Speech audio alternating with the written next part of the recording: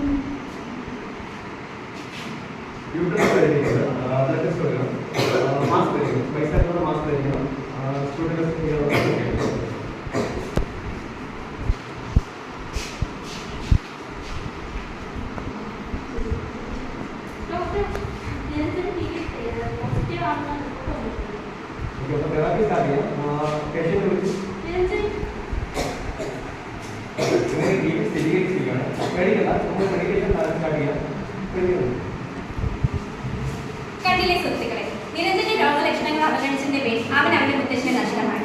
ഇനി ഇങ്ങനെയൊരു നിരഞ്ജൻ ഈ ഭൂമിയിൽ ഉണ്ടാകാതിരിക്കട്ടെ. ക്ഷയരോഗമുക്ത കേരളത്തിനെ നമുക്ക് കൈകോർക്കാം. So let's fight against it.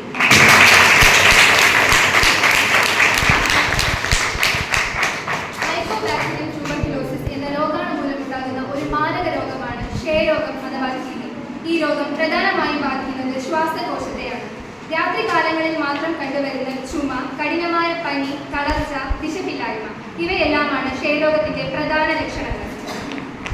ക്ഷയരോഗത്തിനെതിരെയുള്ള പ്രതിരോധ മാർഗങ്ങൾ ഏതെല്ലാമെന്ന് നോക്കാം. BCG vaccination. കുഞ്ഞുങ്ങൾ ജനിച്ച് 24 മണിക്കൂറിനകം നൽകുന്ന കുത്തിവയ്പ്പാണിത്. പുകവലിയും മദ്യപാനവും ക്ഷയരോഗത്തെ പ്രതികൂലമായി ബാധിക്കും. ആയതിനാൽ ഇവ രണ്ടും നമുക്ക് ഒഴിവാക്കാം. ഗർഭിണികൾ, HIV ബാധിതർ, പ്രതിരോധ ശേഷി കുറഞ്ഞവർ ഇവരെല്ലാം ഈ രോഗത്തോട് കൂടുതൽ ശ്രദ്ധ പുലർത്തേണ്ടതാണ്. ഇവർക്ക് രോഗം വരാനുള്ള സാധ്യതയും വളരെ കൂടുതലാണ്. ചുമയ്ക്കുമ്പോഴും തുമ്മുമ്പോഴും വായയും മൂക്കും മാസ്ക് കൊണ്ട് മറയ്ക്കുന്നത് രോഗം പകരുന്നത് ഒരു പരിധിവരെ നമുക്ക് തടയാൻ സാധിക്കും. കണക്കുകൾ പ്രകാരം ലോകത്താകമാനം ഇന്ത്യയിലാണ് ഏറ്റവും കൂടുതൽ ക്ഷയരോഗബാധിതരുള്ളത്. 2025 ഭാരതം ക്ഷയരോഗമുക്ത ഭാരതമാക്കുക എന്ന ലക്ഷ്യത്തോടുകൂടി ഒട്ടനവധി പദ്ധതികളാണ് കേന്ദ്ര സർക്കാർ ആവിഷ്കരിച്ചിട്ടുള്ളത്.